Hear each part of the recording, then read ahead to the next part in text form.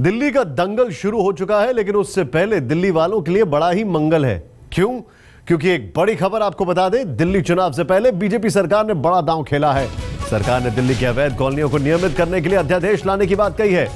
वित्त मंत्री अरुण जेटली ने आज यह ऐलान किया कि कैबिनेट ने यह फैसला लिया है। इस फैसले से दिल्ली की 60 लाख लोगों को फायदा होने की बात कही जा रही है। यानी एक ऐसा फैसला जिससे दिल्ली के 60 लाख लोगों को फायदा होगा।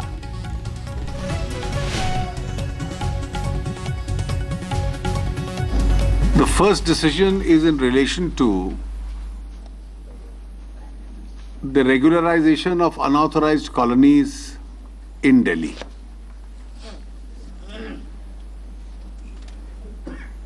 The cutoff date for the regularization, which was earlier 31st March 2002, has been extended to 1st June 2014. तो जो पहले कट ऑफ डेट 31 मार्च 2002 तक की थी, उसको 1 जून 2014 तक एक्सटेंड कर दिया गया है। इस सारे का असर यह है कि 895 कॉलोनीज को इसका लाभ मिलेगा और लगभग 60 लाख पॉपुलेशन को इसका लाभ मिलता है। दिल्ली में अवैध कॉलोनियां नियमित होंगी, यह अपने आप में बड़ी खबर है। 1 जून 2014 तक की कॉलोनियों को फायदा, 1 जून 2014 और 60 लाख लोगों को फायदा होगा।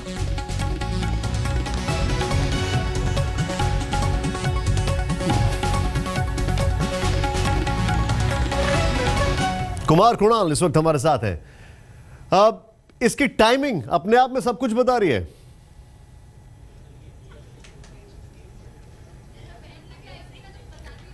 कुमार कृणाल, मैं आपसे जानना चाहूंगा, इस फैसले की टाइमिंग अपने आप में सारे इरादे दिखा रही है। हाँ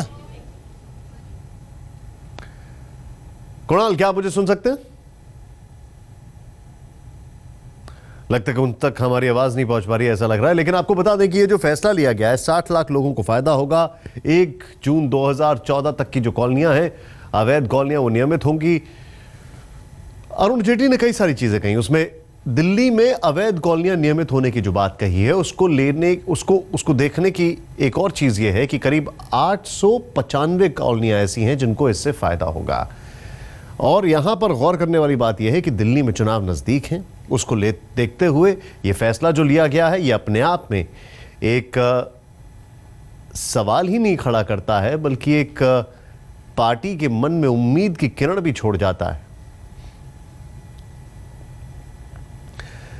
अवैध कॉलोनी को लेकर पिछली सरकारों में बड़ा हंगामा हुआ, बड़ा शोर शराबा हुआ, लेकिन दिल्ली में अब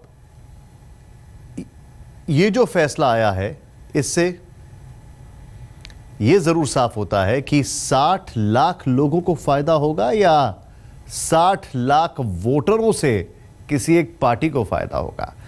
खैर, ये तो बात हो गई उन लोगों की जो कि अवैध कॉलोनियों में रह रहे थे। अब उनकी बात जिनके पास ना कॉलोनी है ना घर है, लेकिन ठंड में सिकुड़ने को मजबूर हैं। इस कड़ाके की सर्दी में देश की राजधानी में हजारों लोग सड़कों पर सोने को मजबूर हैं। दिल्ली में कहने को सैकड़ों रैन बसेरे हैं, लेकिन वहां रैन बिताना आसान नहीं है। एक तो बेघर लोगों का भेड़िया धसान, ऊपर से बदतर हालात। चुनावी मौसम में जहां वादों की झड़ी लगी है, वहां दिल्ली के रैन बसेरों का हाल ध्यान से देखें।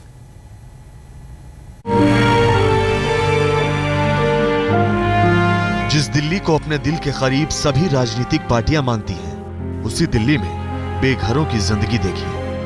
सोने तक का 5 फुट मयसर नहीं है। जिसे रैन बसेरा कहते हैं, वहां जाने में इन्हें डर लगता है। उधर में गए, तुम्हारे बच्चे हैं, कोई छेड़ाछाड़ी करे तो बताओ क्या कौन जिम्मेवारी लेगा उसकी, इसलिए हम यहाँ पे आ गए। फिर रैन बसेरे में परेशानी क्या लगती है, उधर जेब कतरे रहते हैं, इस वजह से उधर सो नहीं सकते हम। अब हमारा सामान है, सामान अमन चला जाएगा, फिर क्या करेंगे हम। ये रैन बसेरों की जमीनी हकीकत है। कड़ाके की सर्दी और कोहरे की डरावनी चादर के बीच भी इन्हें खुले में सोना बेहतर लगता है। क्योंकि रैन बसेरा इन्हें रास नहीं आता। पीछे ही रैन बसेरा है, रैन बसेरे में क्यों नहीं जाते? दारू पीते हैं, लड़ाई झगड़ा करते हैं, इसलिए हम लोग वहाँ नहीं जाते। जगह नहीं है उसमें सोने के लिए, तो इस वजह से बाहर लेट रहे हैं। क्या करें, ठंडी का मौसम है, अब कहाँ जाएंगे, इधर से स्टेशन पे सोने नहीं देते हैं। उधर हम लोग नहीं जाते, कोई लोग वहाँ पे दारू पीते हैं और लेडीज लोग लड़ाई करते हैं, इसलिए नहीं जाते हम। जिस शहर को वर्ल्ड क्लास सिटी बनाने के सपने दिखाए जा रहे हैं, उस शहर में आज भी प्रेमचंद की पूस की रात पड़ती है। इंसान और कुत्ते एक ही लिहाफ में सोते हैं। वो बोलते हैं कि आईडी प्रूफ लाओ, कोई तुम्हारा प्रूफ है, तो हमारे पास तो कोई प्रूफ है नहीं। 10 साल से हम घर नहीं जा पा रहे हैं, यहाँ कमाई है नहीं है। रैन बसेरे में कई बार तो जगह नहीं मिलती है, ऐसा भी हो जाता है कि कई जगह हम देख रहे हैं पूरा फुल होता है और जगह नहीं मिलती है। लेकिन जहाँ पे हम देख रहे हैं कि इन लोगों को रिक्वायरमेंट है, ये लोग नहीं जा पाए हैं, लेकिन हमारा जो काम है, अगर इनको रिक्वायरमेंट है, अगर हम दे सकते हैं तो हम उनको प्रोवाइड करें। दिल्ली में दिल्ली शहरी आश्रय सुधार बोर्ड के तहत 222 रैन बसेरे हैं, जिनमें 94 स्थायी और 128 अस्थायी रैन बसेरों में 108 पोर्टा केबिन और 20 टेंट शामिल हैं। दिल्ली सरकार के मुताबिक इन रैन बसेरों में तकरीबन 18 से 20 हजार लोगों के लिए पर्याप्त जगह है, लेकिन सड़कों पर रहने वाले बेघर लोगों की संख्या इससे कहीं ज्यादा है। दिल्ली सरकार के अस्थायी रैन बसेरों में रातें कट तो रही हैं, लेकिन हाड़ गलाती सर्दी में कंबल की कमी खलती है। यमुना बाजार के रैन बसेरे को देखने के बाद बंगला साहिब गुरुद्वारे के पास के रैन बसेरे में पहुंचे। रक्षक एनजीओ ने हाल ही में इस रैन बसेरे का जिम्मा लिया है। कुल मिलाकर यहाँ पुरुषों के लिए व्यवस्था ठीक है, लेकिन औरतों के लिए नाकाफी। हाँ, दरी नहीं है और कंबल नहीं है मेरे ऊपर, चुभते हैं, मतलब ये कंबल है जो उससे कुछ चुभते हैं मेरे को। मतलब आप दरी में सो रहे हो, उससे परेशानी है आपको? अभी तो दरी भी नहीं है मेरे पास, ऐसे देखो मोम जामा बिछा के सो रहे हैं हम। रैन बसेरे सुनने में सुकून देते हैं, रात बिताने में मुश्किलें बांटते हैं। बस समझ लीजिए कि मजबूरी में सोने की एक जगह है जहां आप कसमसा कर ठिठुर कर रातें बिताते हैं। ये उस शहर का हाल है जहां सर्दी का आना कोई अनहोनी बात नहीं, बल्कि हर साल का नियम है। दिल्ली का तापमान लगातार गिर रहा है, सामने ही रैन बसेरा है, लेकिन उसके बावजूद जिंदगियां सड़कों पर पड़ी हुई हैं। कड़कती ठंड में भी लोग रैन बसेरों का रुख नहीं कर रहे, क्योंकि रैन बसेरा सिर्फ कहने को है। जहां रैन नहीं, आखिर वहां लोगों का बसेरा किस काम का? कैमरा पर्सन प्रशांत राय के साथ रोशनी ठोकने, दिल्ली आज तक। अरविंद केजरीवाल की चुनावी सभाओं में पिछले साल की सूरत लौटती दिख रही है। वो जहां जा रहे हैं वहां कोई ना कोई गड़बड़ जरूर हो रही है। कहीं उन पर पत्थर फेंका जा रहा है, तो कहीं लोग हंगामा कर उन्हें बोलने से रोक रहे हैं। आखिर क्या है इन विरोधों का सच? आइए देखते हैं। पिछले साल की कहानी दोहराई जाने लगी है। केजरीवाल जहां जा रहे हैं वहां कुछ न कुछ गड़बड़ हो रही है। 2 दिन पहले दिल्ली के देवली गांव में उन पर पत्थर फेंके जाने की कोशिश हुई। 1 दिन पहले बवाना में उनके आते ही बवाल हो गया।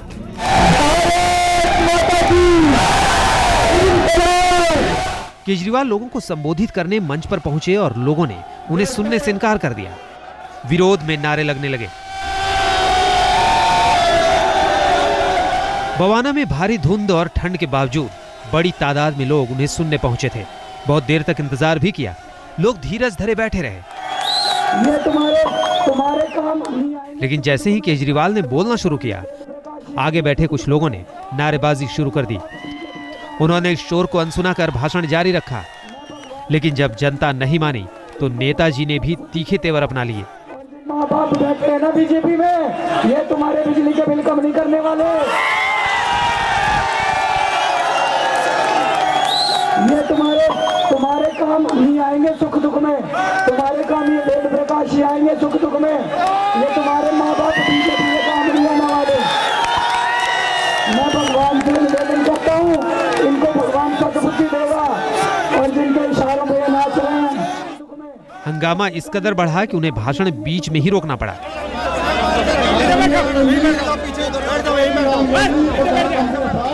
भीड़ को संभालने में पुलिस के पसीने छूट गए। ऐसे हर विरोध को अरविंद केजरीवाल बीजेपी कांग्रेस की साजिश बता रहे हैं और बीजेपी कांग्रेस कह रही है कि दिल्ली की जनता केजरीवाल को जान चुकी है। जवाब चुनाव परिणाम से ही मिलेगा। राजेंद्र स्वामी, दिल्ली आज तक। और वक्त हो गया एक छोटे से ब्रेक का, लेकिन ब्रेक पर जाने से पहले आपको बता दें कि दिल्ली में 895 अवैध कॉलोनियां जो हैं वो नियमित होंगी।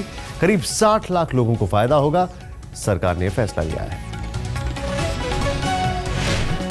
अध्यादेश लेकर आएगी सरकार। अरुण जेटली ने प्रेस कॉन्फ्रेंस की। चुनाव से पहले बीजेपी का बड़ा दांव।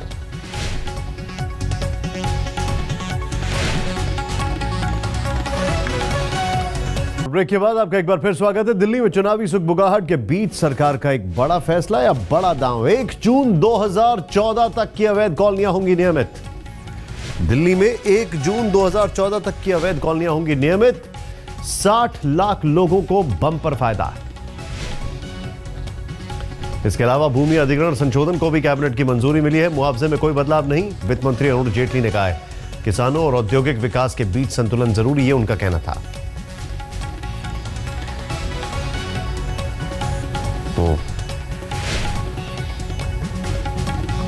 और कांग्रेस के बड़े नेता महाबल मिश्रा जी इस वक्त हमारे साथ हैं। क्या कहेंगे आप महाबल मिश्रा जी, ये जो फैसला लिया गया है? देखिए, 895 कॉलोनी जब दिल्ली सरकार हमारी थी और रविंदर सिंह लवली उस समय अर्बन डेवलपमेंट मिनिस्टर हुआ करते थे, 895 कॉलोनी को उसी समय रेगुलाइज करके दिल्ली सरकार ने एमसीडी को लेआउट प्लान बनाने के लिए दे दिया था।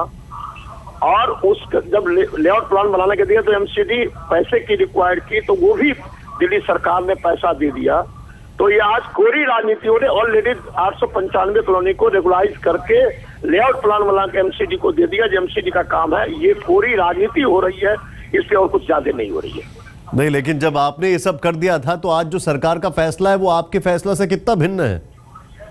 नहीं, देखिए, आज भिन्न की बात नहीं। 895 को 2014 तक की कॉलोनी बात कर रहे हैं, तो 895 कॉलोनी 2002 के कट ऑफ डेट पर था, तो संख्या में तो बढ़ोतरी हुई नहीं। जब कहते 2014 तक क्या किया, 2014 तक की कॉलोनी 1639 कॉलोनी है। 895 कॉलोनी 2002 के कट ऑफ डेट में था 1639 कॉलोनी, जिसमें से 895 कॉलोनी रेगुलाइज हुआ। बाकी कॉलोनी का क्या फेट है वो तो बताया नहीं। तो जो रेगुलाइज ऑलरेडी हो गई थी उसी को रेगुलाइज करना, तो ये वाहवाही लूटने की बात है, तो धोखा है। बहुत बहुत शुक्रिया हमसे बातचीत करने के लिए आपका। लेकिन इनको लग रहा है कि वाहवाही मिलेगी।